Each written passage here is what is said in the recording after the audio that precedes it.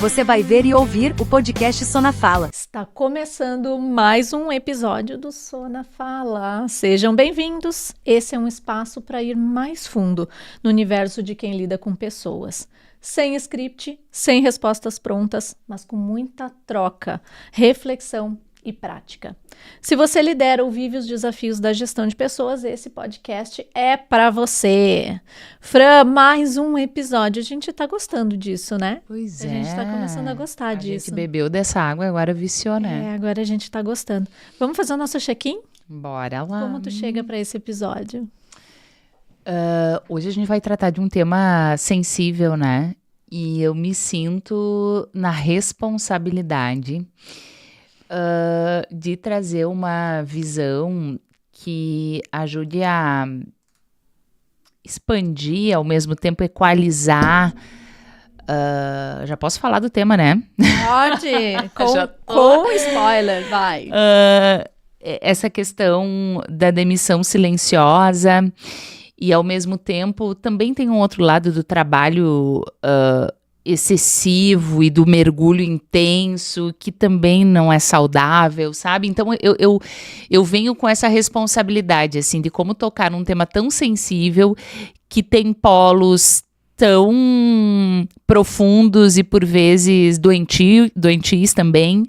Então, é uma responsabilidade, tá? Pesou falar desse tema. Subimos a régua, né? Eu tive essa sensação também, assim, e eu venho muito imbuída da responsabilidade de fazer com que essa conversa ela não vá nem para um extremo nem para outro, porque é uma pauta já entrando na pauta, né? Ela é uma pauta que atravessa várias pautas. Atravessa a questão da intergeracionalidade, da segurança psicológica, atravessa a pauta da produtividade, né? Atravessa a pauta das questões emocionais, né? Psicológicas, emocionais. Então, eu venho imbuída da responsabilidade de ter lucidez para conseguir discorrer sobre essa pauta. Porque tem pautas que a gente se sente assim, não, aqui é um terreno que eu vou ter que pisar com cuidado. Esse terreno aqui, ele precisa de cuidado. Porque não é que a gente domine pouco esse tema, não acho que a gente domina pouco, só que eu acho que ele é um tema que vem mudando e vem atualizando tanto que a gente sempre fica se questionando. Eu tenho muito esse questionamento, assim, será que eu estou atualizada o suficiente nisso aqui? Ou será que a minha visão está meio defasada? Porque se a gente for falar, né, de quiet quitting, de demissão silenciosa, e a gente falar de defasado, às vezes a visão de 2 anos atrás, de 3 anos atrás, ela já é defasada, né? Então, será que a gente vai estar atualizado o suficiente? A gente está em 2026, né? Mas, muito bem, vamos para a pauta, né? O nosso episódio de hoje é: o maior risco da empresa não é o turnover, é a apatia silenciosa. O turnover é, talvez, o indicador mais sensível da área de RH, né? Eu acho que o turnover é o indicador que atravessa várias estruturas, vários processos de gestão de pessoas, é o indicador que talvez mais mexa no bolso das empresas, né, no que diz respeito à gestão de pessoas. E talvez seja o indicador que mais tira o sono das áreas de gente e dos gestores, né? Mas a gente está aqui se propondo a falar para além do turnover, né? E aí, Fran, eu vou te perguntar quais são os primeiros sinais, né, de que um time ele deixou de estar engajado e ele entrou nesse processo de apatia silenciosa, de cumprir tabela. Sabe, Malu, que antes de responder a tua pergunta, né, enquanto eu estava sempre, como o diálogo ele é importante por isso, né, porque a gente vai escutando e vai fazendo conexões, mas te ouvindo, eu lembrei de uma situação que aconteceu muito antes da pandemia, sendo que a partir da pandemia esse termo ficou mais evidente, mais comentado, enfim, no nosso meio organizacional, né?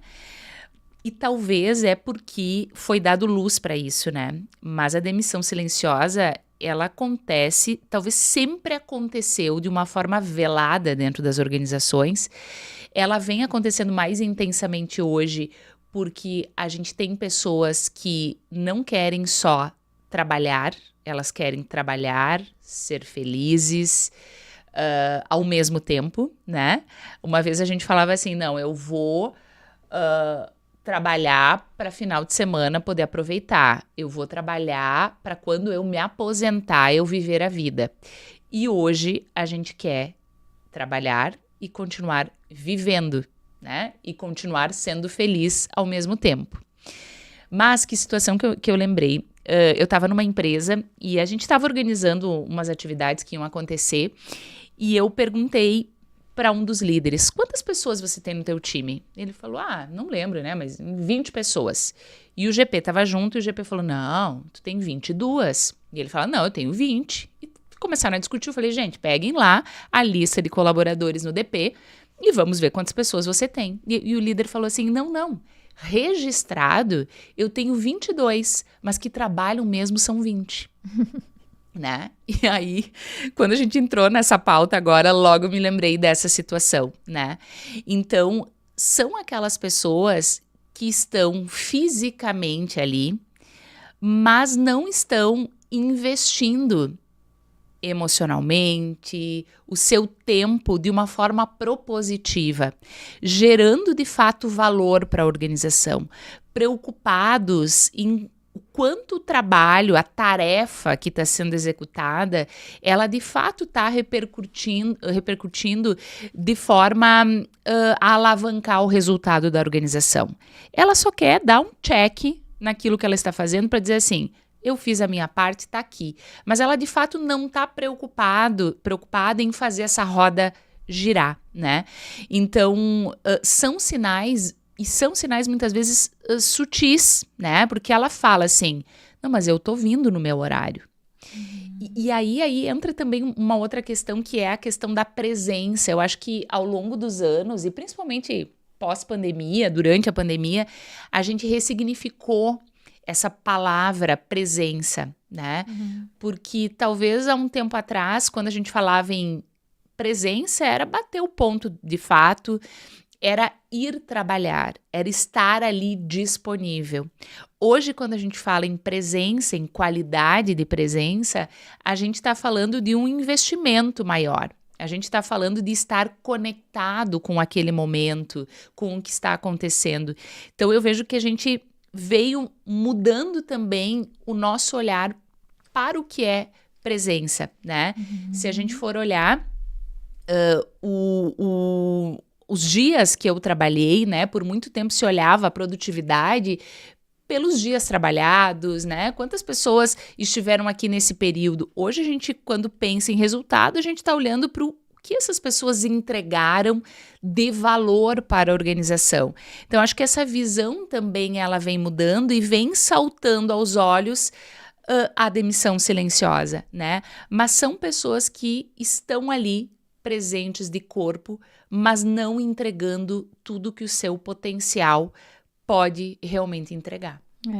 E quando a gente fala de pandemia, olha que loucura, né? A gente tá aqui tantos anos depois e ainda tem coisas que foi a pandemia que fez emergir, né? Mas não que nasceram na pandemia.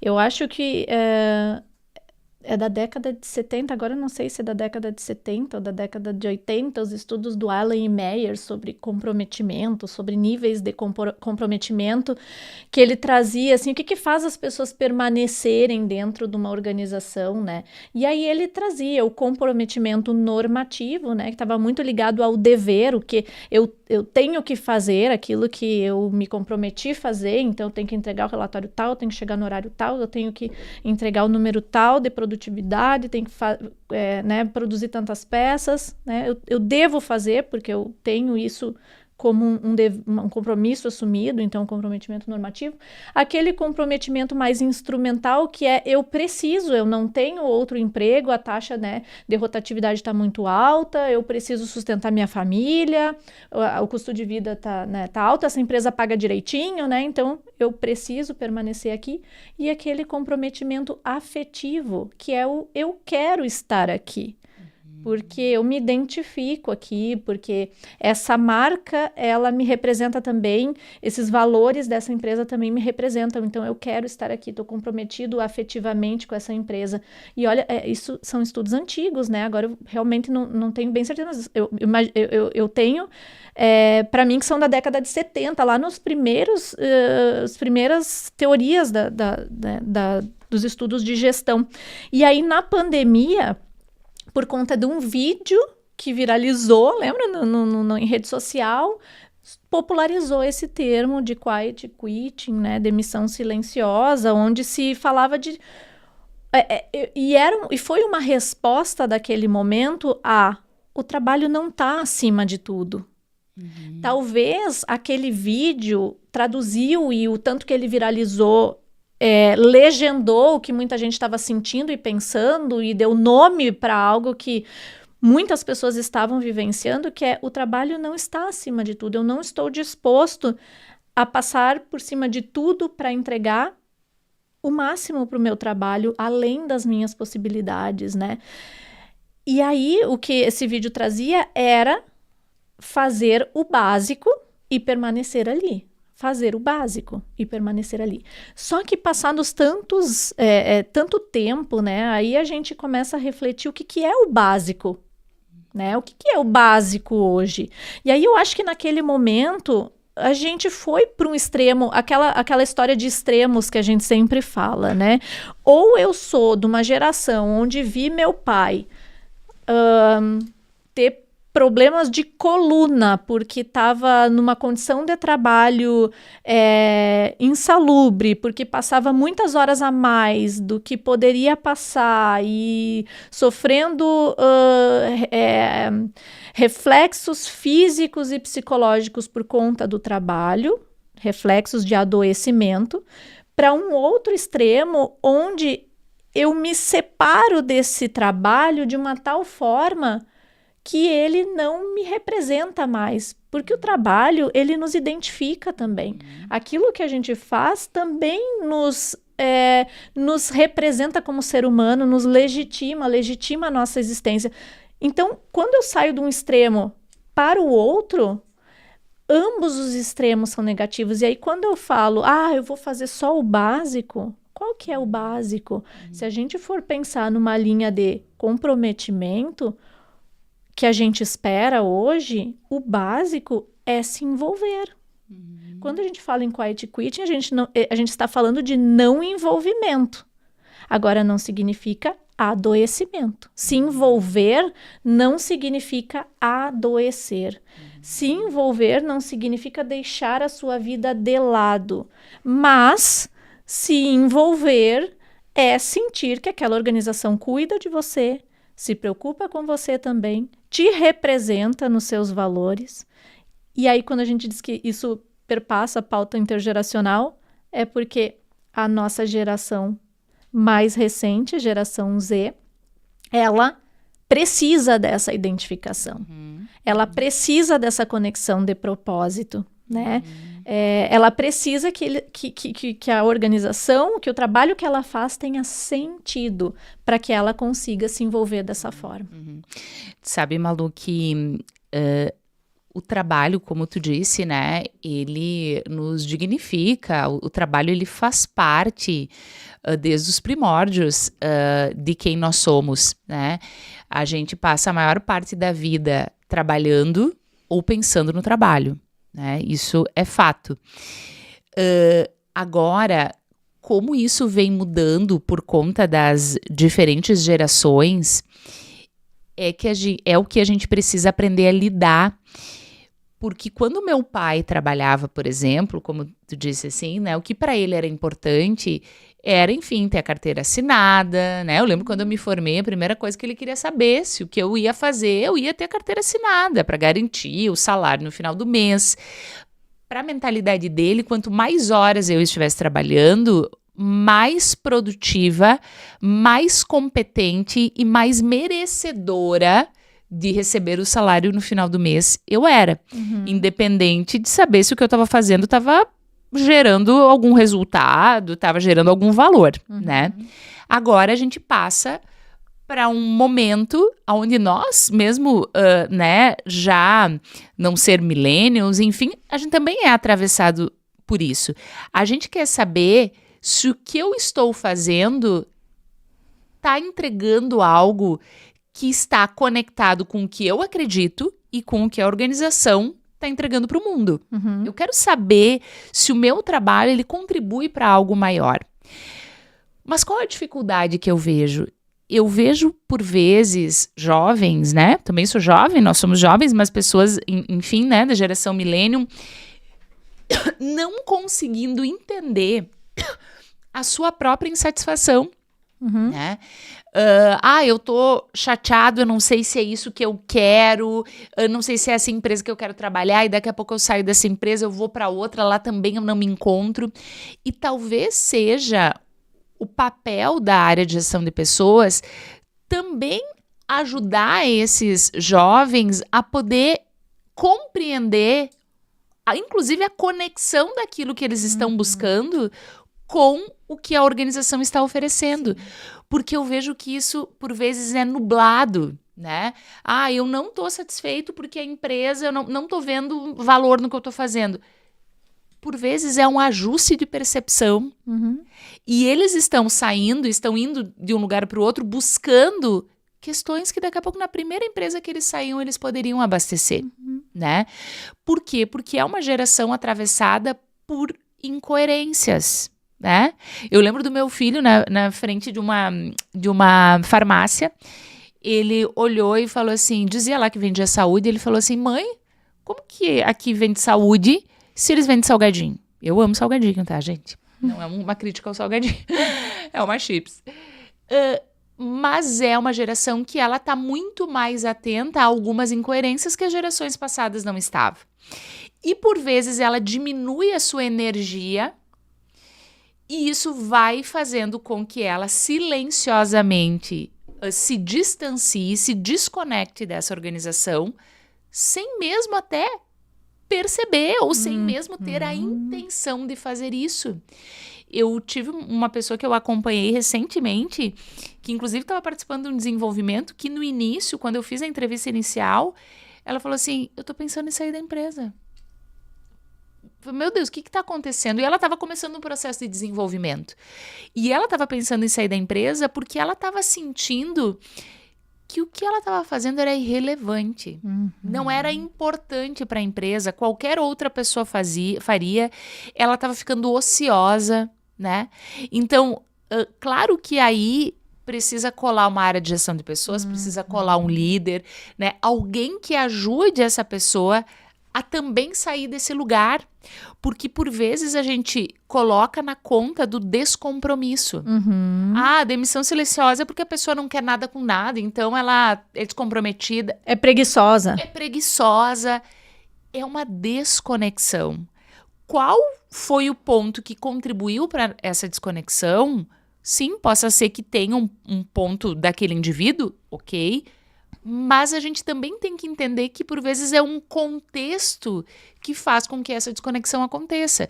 Já vi outros casos de, numa área, uma pessoa muito insegura que queria um cargo, ela participou de um processo seletivo junto com uma outra pessoa, ela não foi promovida, o colega foi.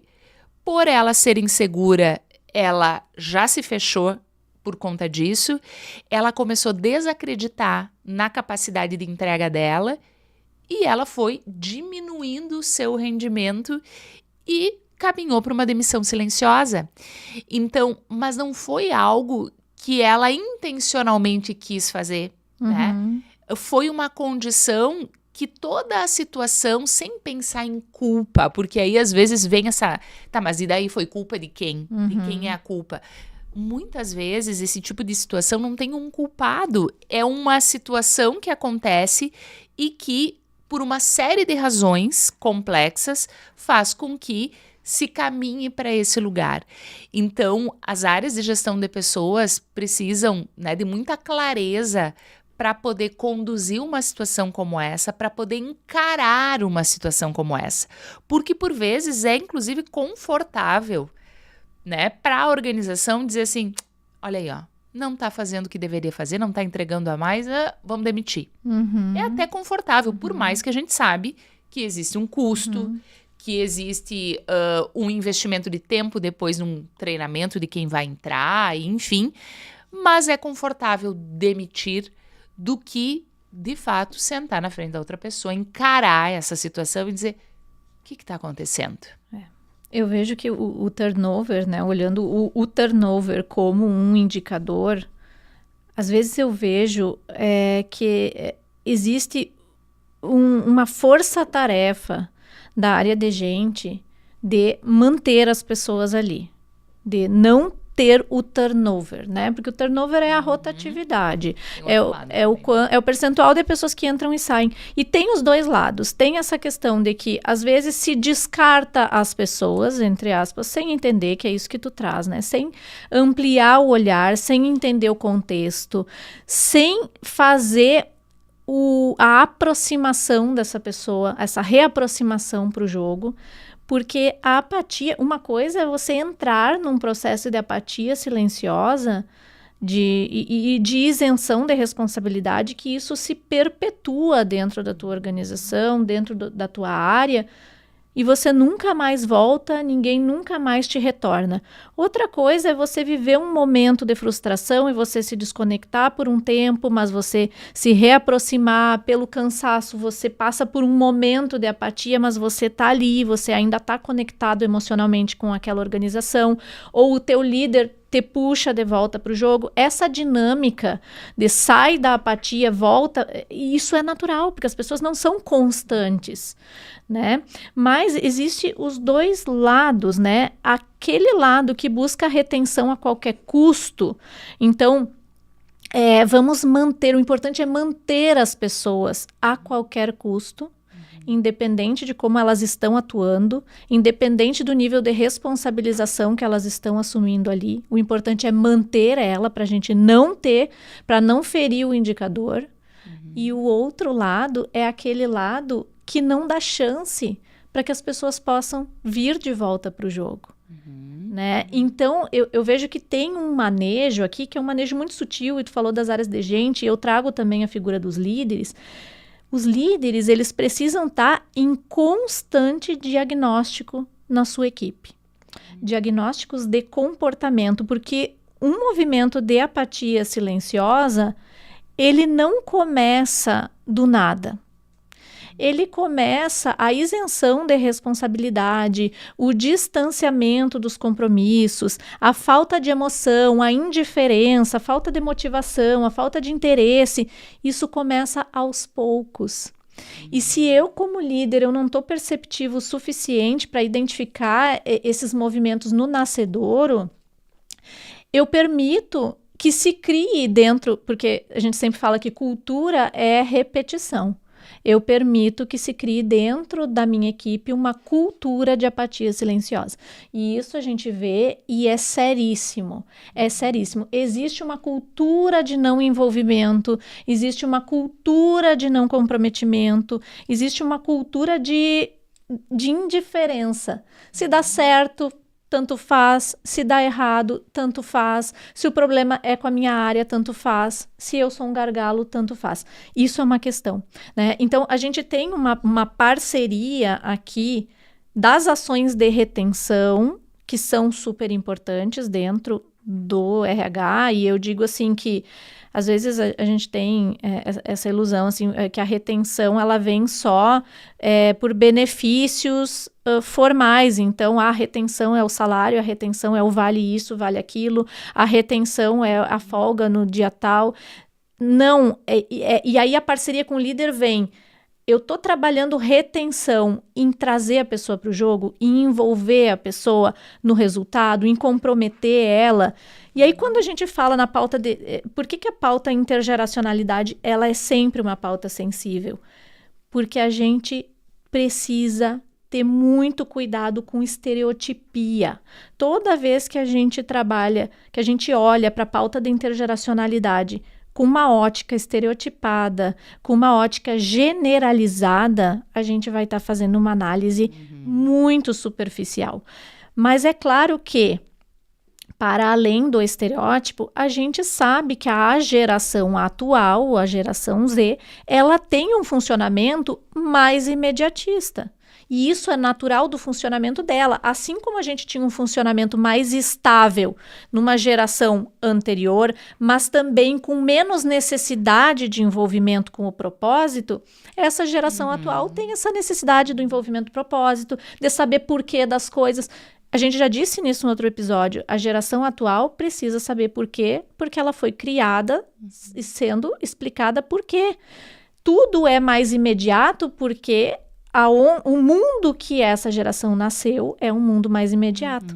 Mas aí cabe, já te passo a palavra, cabe a quem que está na interface dessa relação poder ponderar, né, gente? Porque se a gente generaliza que toda geração Z é imediatista, que toda geração Z ela não vai se doar por completo, ela não vai se envolver emocionalmente, a gente desacredita. E toda vez que em gestão de pessoas a gente desacredita, é o momento que a gente precisa voltar e repensar. Será que eu estou deixando que o estereótipo me engula? Ou será que tem pauta sobre pessoas na complexidade que deve ter dentro da minha agenda, porque eu posso trazer uma pessoa para o jogo. Às vezes eu acho que sei o que o meu colaborador quer. O meu colaborador, às vezes, ele quer... Eu suponho que ele quer uma folga, né? Que isso vai ser uma ação de retenção para ele. Eu vou dar uma folga para ele. Não, na verdade, o que ele quer é mais responsabilidade. Mas eu não pergunto, eu não dialogo. E quando eu desacredito, eu desinvisto, né, Malu? Eu vejo que esse é o ponto. E quando tu fala em estereótipos, logo me vem algumas verdades absolutas, né? Porque estereótipo é isso, é a verdade absoluta. Eu achar que o que eu penso é a única verdade que existe. E aí vem aquelas coisas... Que já são heranças, né? Do tipo, não, o fulano não é comprometido porque ele nunca fica depois das 6, né? Não, o fulano não é comprometido porque ele nunca vai jantar junto com o grupo, né? O fulano não é comprometido porque ele não está disponível no final de semana, né? Então, a gente também precisa olhar para o que de fato, e eu sempre tento voltar para a raiz, né? O que é engajamento, né? O que é engajamento? Para essa pessoa, para a nossa organização e poder fazer esse alinhamento, né? Por vezes a gente acha que o diferente é errado. O diferente é diferente e a gente precisa alinhar as nossas expectativas com essa pessoa muitas vezes, né? O que eu espero de ti? Agora, eu achar que todo mundo que não fica depois das 6 da tarde trabalhando não é comprometido, né, tá em demissão silenciosa, eu talvez há 15 anos atrás, eu trabalhasse até de madrugada. Hoje, chega às 5:30 da tarde, chega às 6 horas, eu preciso estar disponível para minha filha de 3 anos, para o meu filho que tem 12 anos, porque eu tenho uma administração da minha casa. E isso não é só uma prioridade, é uma necessidade. Então, por vezes, essas verdades que a gente tem, elas acabam nos cegando para fazer esse resgate, né? Investindo em um colaborador, né? E aí a gente, como tu disse muito bem, assim, a gente cai num polo ou outro. E aí, tem muita gente falando sobre engajamento, enfim, mas no ano passado, na ATD, a gente conheceu uma estudiosa, a Wendy Corbett, que eu fiquei apaixonada pelo estudo dela. Ela é uma pessoa que não é tão conhecida em termos midiáticos, enfim, mas ela estuda profundamente esse assunto. E aí vai muito ao encontro do que a gente está falando aqui, né? O que engaja uma pessoa? E por vezes é fácil é superficial e simples a gente pensar, é salário. Né? As pessoas, todo mundo quer ganhar mais. Sim, todo mundo quer ganhar mais. Mas isso é a pontinha do iceberg, que às vezes sim, precisa ser revisto, não é esse o caso. Mas essa é a ponta do iceberg. O que realmente traz engajamento, segundo a Wendy, são 3 principais pontos. É quando as pessoas se sentem conectadas com o que elas estão fazendo, aquilo que você falou antes, né? Elas sabem o porquê elas estão fazendo aquilo, elas cocriaram como fazer, elas se sentem próximas daquilo que elas estão fazendo e não somente obedecendo uma ordem que precisa ser feita, né? O segundo ponto é sentir que elas são respeitadas, quer dizer, elas são escutadas, né?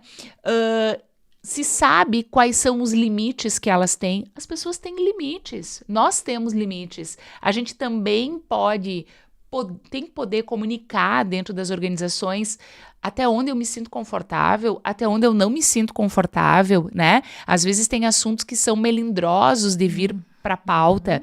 Esses dias eu estava com um grupo e uma pessoa conseguiu dizer para um colega a muito custo de que determinada brincadeira feria ela, né? Às vezes é algo tão... A gente fala, tá, mas sim... É sutil. É sutil. Parece assim que irrisório, né? Mas é sentir que o meu espaço, ele também é respeitado, né? De que ali onde eu sou sim uma pessoa importante, relevante no que eu faço. E por fim, é se sentir protegido.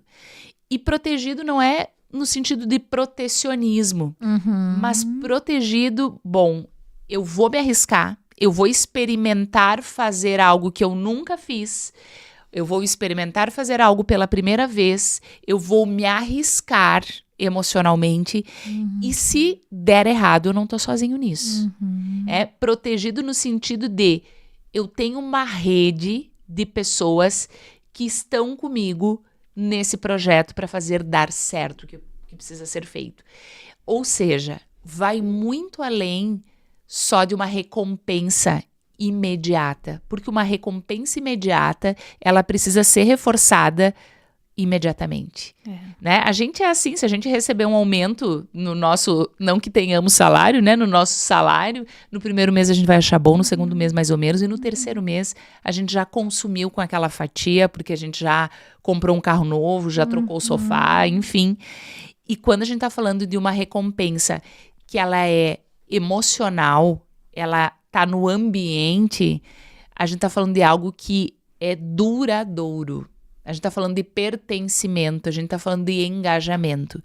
O que é mais profundo e também mais difícil, é claro, de poder criar. Né? E claro que aqui, de novo, eu vou botar uma lupa e vou reforçar o que tu trouxe. Não que a pauta salarial, ela não seja importante. As pessoas precisam ser remuneradas dignamente, não é isso que a gente está falando. O que a gente está provocando pega um ambiente que não tem nada disso que você trouxe, não tem esse envolvimento, não tem essa segurança, não tem essa ambiência, retira tudo isso. E dobra o salário das pessoas que estão insatisfeitas ali, que estão em demissão silenciosa. Dobra o salário delas. Por quanto tempo elas permanecem? Né? Então, assim, se a gente for condicionar tudo a questões materiais, a questões concretas, a gente está reduzindo essa equação na linha mais fácil, porque a gente muda uma planilha, atualiza uma base salarial, o departamento pessoal faz ali, muda no Olerite, muda na conta bancária, mas não muda na realidade, né? Então, esse é o ponto. E aí eu vejo que e a capacidade perceptiva de um líder de ler o que não está explícito, quais são essas necessidades subjetivas, né? O que gera esse sentimento de frustração, o que está sendo repetido e perpetuado ali, que está fazendo com que as pessoas se distanciem, o sentimento de menos-valia, às vezes, que que se propaga sem perceber, né? Eu perdi ali a importância dentro de um processo, o processo mudou e eu tô fora do jogo, ou a falta de fluxo, as coisas não andam, a gestão está muito burocrática, está engessada. Esses dias eu falei com uma menina que nós trabalhávamos com ela numa outra empresa e agora ela está trabalhando na minha cidade, numa empresa nova. E eu perguntei para ela como é que estava, né? Nova vida, nova empresa. E ela falou, olha, os problemas seguem os mesmos, porque ela está na mesma área que ela trabalhava lá na empresa anterior. Os problemas seguem os mesmos. A diferença é que aqui as coisas andam. Então, olha como a frustração dela, o sentimento de envolvimento dela, de comprometimento, né? Tá muito conectado com as coisas andarem, terem fluxo, ela ter autonomia para resolver, ter alçada. Ela não tem problema nenhum em assumir responsabilidade, desde que as coisas andem, desde que as coisas aconteçam. Então, o quanto esses líderes estão atentos a essa capacidade perceptiva. E aí eu vejo que tem uma coisa, que daí a gente precisa denunciar as incongruências quando a gente encontra.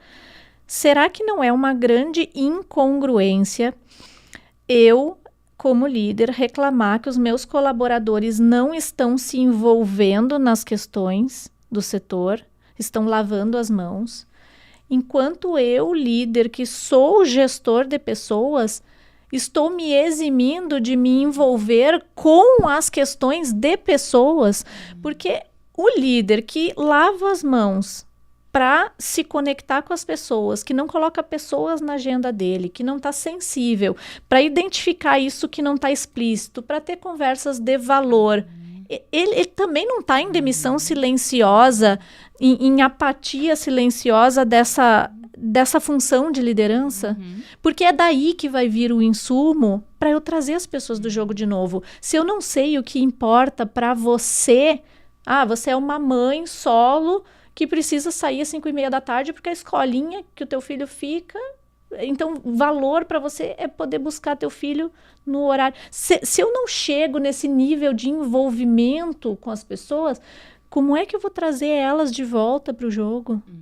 Então, será que esse líder ele não está também num processo de apatia silenciosa? E o quanto isso se reflete de uma forma intensa no time, né? E aí, de novo... Quando a gente está falando sobre isso, que é uma pauta sensível, como a gente disse no início, a gente fica pensando assim, mas o que eu preciso fazer, né? O que eu preciso fazer como líder?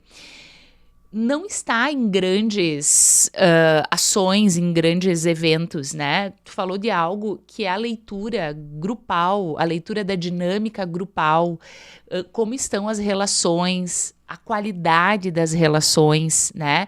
E por vezes é mais fácil ficar lendo o que é concreto, né? Chegar no horário, sair no horário, ficar até mais tarde, coisas que a gente palpa, né?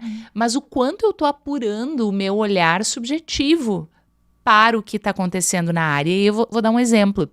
Eu estava com um grupo de futuros líderes e perguntei, antes de começar o grupo, eu estava no individual ainda, né? A gente faz um levantamento antes, enfim, de expectativas e pontos desenvolvidos a desenvolver. E eu perguntei para um dos participantes, como foi que o teu líder te convidou para participar? Afinal, era uma formação de futuros líderes, né? Ele falou, não, eu recebi só um e-mail com a data, né, o cronograma, enfim. Ele me mandou por e-mail.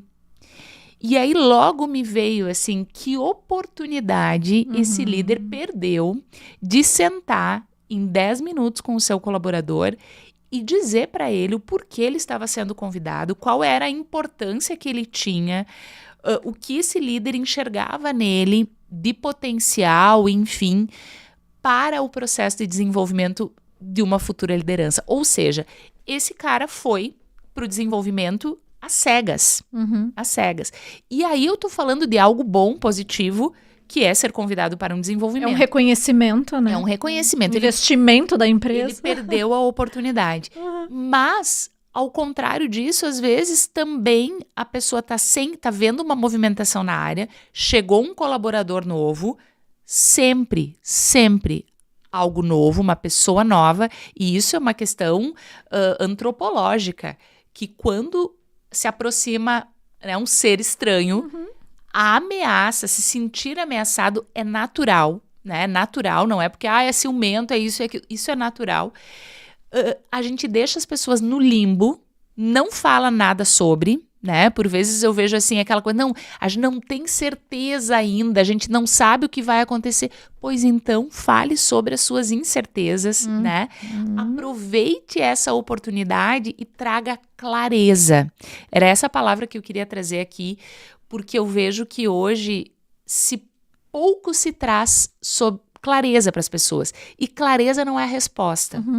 Clareza é, inclusive, dizer assim, gente, agora eu lembrei de uma outra empresa, inclusive, que foi comprada, né?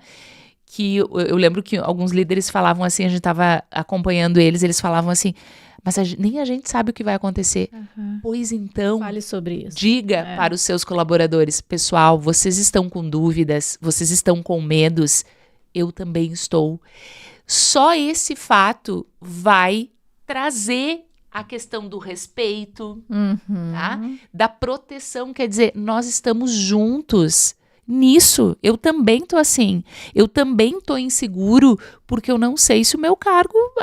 Essa também é a minha insegurança. Eu vou dizer para vocês que nós estamos aqui juntos e vamos buscar entender o que está acontecendo com a empresa juntos.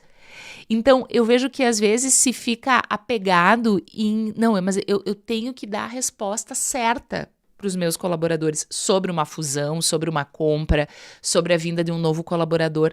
Não, e aí eu deixo de falar, e aí eu deixo as pessoas no limbo, na fantasia de imaginar, e aí a nossa cabeça é um triplex. A gente vai sempre fantasiar o pior cenário, e eu vou sendo acometido de pensamentos ruins, de que daqui a pouco eu vou ser demitido. Seguidamente, eu converso com pessoas que têm essa percepção. Eu não sei se eu vou ser promovido ou vou ser demitido. Sim. E isso faz com que haja um desengajamento natural. Porque se você está num lugar que você acha que você não é mais relevante, que por algum motivo você não vai mais estar ali, vai ser demitido, é natural que você tire o pé do acelerador, que você desengaje. Sim. Né? Por isso que a gente bate tanto na tecla do feedback, né? Por isso que a gente fala tanto, gente, pontua, dê feedback, situe as pessoas de como elas estão. Aí vem aquela, não, se tiver alguma coisa errada eu te falo, não, mas se tá certo, fala também, porque essa pessoa precisa saber. Quanto antes ele souber o que ele tá fazendo de bom, mais ele vai repetir essa postura positiva. E, olhando para a questão geracional, as gerações mais novas têm essa demanda por saber se eu estou contribuindo muito mais urgente. Ontem mesmo eu estava numa mentoria e o meu mentor falou assim, olha, eu achei muito engraçado que eu contratei um rapaz faz 2 semanas, e hoje ele já veio me pedir um feedback. Eu tenho feedback com ele em 4 semanas. O que eu faço? Fornece, dê. Quanto mais, melhor. Não vai gastar o teu feedback. Ele quer saber se você está contente com ele. Se mudar essa percepção dali para frente, daí você situa ele novamente. Mas até o momento, você está satisfeito. E para ele é importante saber disso, saber se ele está indo bem. Né? Eu acho que toda essa pauta, Malu, ela é atravessada por algo que, inclusive, nós estamos trabalhando numa solução, né? Que é a questão do diálogo. A gente está cada vez mais com dificuldade de dialogar, de tecer um espaço de troca sem necessariamente uma ordem ou uma informação a ser passada, né? Às vezes é sentar com um colaborador, desde que você já tenha percebido que ele não tá bem, e perguntar para ele, o que tá acontecendo? Ponto. Sabe que a gente postou no LinkedIn sobre o diálogos corporativos essa semana? 3 pessoas me chamaram dizendo, é isso aqui, que é? Quanto custa isso que eu preciso? Porque realmente há uma dificuldade. E eu vejo que muito disso circula ao redor dessa necessidade de evitar o desconforto. Eu quero que as pessoas permaneçam, eu quero que elas se sintam bem, então eu blindo elas do desconforto, essa ansiedade que às vezes os líderes têm das pessoas não saírem. E aí, quando a gente fala de segurança psicológica, né, no conceito lá da Amy Edmondson, que também conversa com o conceito que tu trouxe, justamente é a gente criar um ambiente de segurança que possa haver desconforto, que possa haver responsabilização. E aí, a gente trouxe esse diagrama que eu gosto muito, que quando a gente trabalha com essa perspectiva da segurança psicológica, a gente não está tirando da equação a responsabilização e os resultados, a gente não está tirando o envolvimento, a gente não está tirando a entrega de valor, muitas vezes, né, o olhar para desempenho, porque daí há um melindre até de falar de desempenho. Eu quero que as pessoas se sintam bem, eu quero que elas permaneçam, eu não quero que elas entrem em apatia silenciosa, eu quero que elas fiquem, então eu não desconforto, não desacomodo. Aí eu abandono elas, Eu abandono elas, exatamente. E aí, quando a gente tem a zona de apatia, aqui é justamente onde a gente tem segurança psicológica baixa e responsabilização baixa. O que a gente tem no outro extremo, que é a zona de aprendizagem, é quando a segurança psicológica, quando se está investindo na segurança do ambiente, mas também essas pessoas estão se sentindo partícipes dos resultados. Porque a maioria das pessoas que abandonam, que vão para a zona de apatia, na verdade, elas desistiram porque elas sentiram que elas não fazem diferença ali. Agora, por que elas não sentem que fazem diferença? Por que veio essa frustração? Isso é o que a gente trouxe antes. A gente precisa dialogar. A gente precisa sentar e dizer, Fran, o que houve? Fala como que tu... Agora, se eu não consigo entrar nesse nível de diálogo com o meu colaborador, é porque eu não criei esse espaço. E se eu não criei esse espaço, eu preciso começar a criar esse espaço. Sabe, Malu, que a Gallup tem uma pesquisa que fala que apenas 23% dos profissionais se sentem de fato engajados, né? Então, esse é um ponto de preocupação, né? Porque a gente tem aí pensa, 23% só se sentem de fato engajados com o trabalho, de fato entregando o seu melhor. Então, aonde está esse gap, né? A gente falou aqui do diálogo, da troca, da clareza, né? Da escuta, né? Dos níveis de escuta, o quanto essa minha escuta tá realmente generativa, o quanto eu tô indo para uma conversa realmente criando espaço de segurança, né? Na expectativa, no alinhamento de expectativas. Hoje eu estava falando com um líder, tá, mas o que você espera desse gerente? O que você e você já disse isso para ele? Não, assim eu não disse. Então você precisa dizer. A gente confunde muito em ser direto e ser duro, né? A gente precisa ser direto, sim. Ser direto não é ser duro. Ser direto não é ser violento. Ser direto é ser claro, é ser assertivo, é dizer o que precisa ser dito e não abrir espaço, como eu falei antes, para fantasia, né? Que nós fantasiamos e isso também é comum, é natural. Tudo isso que está acontecendo são movimentos de mercado, movimentos organizacionais atuais, mas que só revelam um funcionamento que é natural do ser humano. Se a gente for colocado em pressão, a gente vai achar que a gente não é bom o suficiente e não vai dar conta. Isso é qualquer ser humano, né? Se a gente for colocado na geladeira, né? Na geladeira, não, vou deixar, não vou passar nada pra Malu, porque vou deixar ela sentir que ela, né, precisa mudar a forma de pensar. A Malu vai ficar mais apática, porque é um movimento natural do ser humano fazer isso. Então, às vezes, a gente coloca tudo na conta de que as pessoas estão assim. Eu vejo que os movimentos organizacionais mudaram e as pessoas só estão revelando um funcionamento natural do ser humano. A gente, como eu disse antes, antropologicamente, a gente quer se sentir parte, a gente quer se sentir incluso. Porque a gente andava em tribos, né? Porque era uma questão de sobrevivência. Hoje, a gente torce para um time, vai para um estádio com uma massa de pessoas que a gente nunca viu na frente, abraça o cara do lado, torcendo por um time, xinga o juiz e tá. Por quê? Porque a gente quer se sentir pertencente. Isso é a essência do ser humano, né? Está na nossa essência. Agora, tem algumas questões que circulam isso e acabam emergindo comportamentos que nos protegem de não nos sentirmos pertencentes. E aí, claro que a gente não está falando aqui, né, para a gente finalizar a nossa reflexão, a gente não está falando que não exista a apatia silenciosa, a gente não está falando aqui que não existe a falta de comprometimento.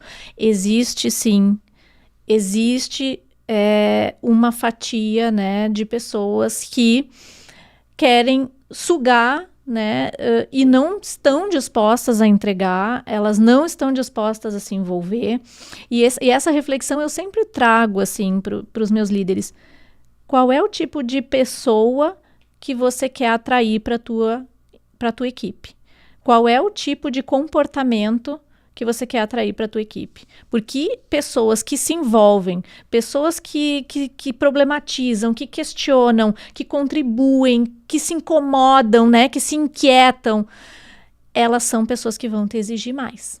Elas vão exigir qualificação da tua gestão, elas vão exigir espaço de protagonismo, elas vão exigir lugar de fala, elas vão exigir que você não tenha o ego do líder super-herói. Elas vão querer que você também delegue, vão querer autonomia, vão querer se envolver. Então, o tipo de pessoa que você quer ter atuante no teu time é reflexo do líder que você consegue ser.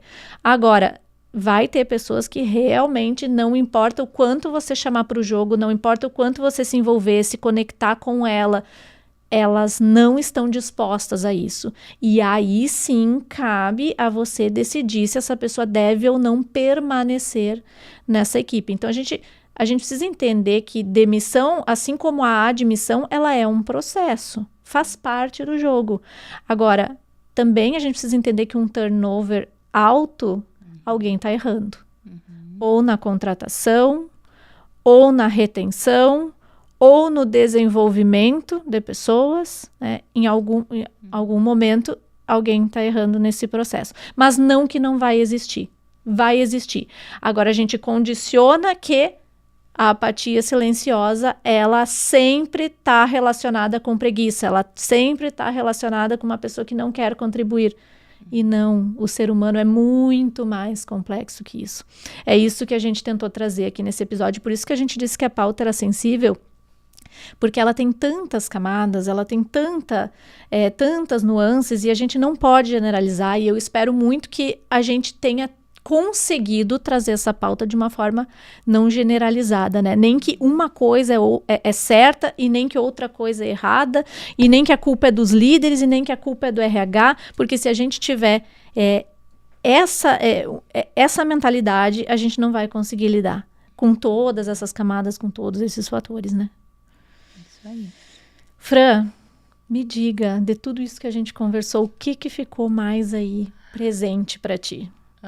Eu, como sou a pessoa da ação, né, eu saio daqui pensando que essa é uma pauta que eu preciso trabalhar ainda mais com os líderes, né, que eu trabalho, falar mais sobre isso e ajudar esses líderes a apurarem o seu olhar sobre pessoas, né?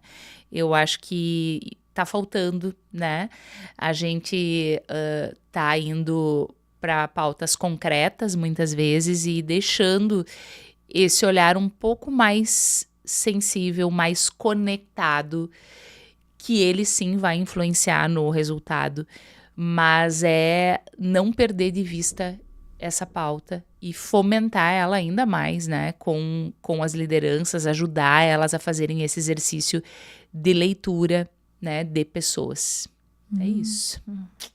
E eu da mesma forma, assim, eu saio no lugar que a gente ocupa de consultoria, eu sempre tenho maior cuidado de não ser a advogada das pessoas, né,